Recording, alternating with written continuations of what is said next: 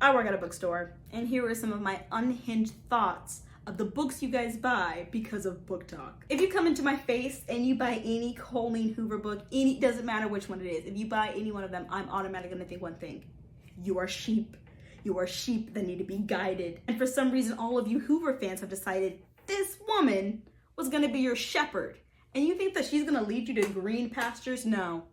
She's gonna lead you to trauma. And not even that good trauma that helps you be a better person to yourself. It is literally the trauma where after you read, you're gonna be thinking to yourself, she's going to need extensive therapy and she still might not be okay. Sheep.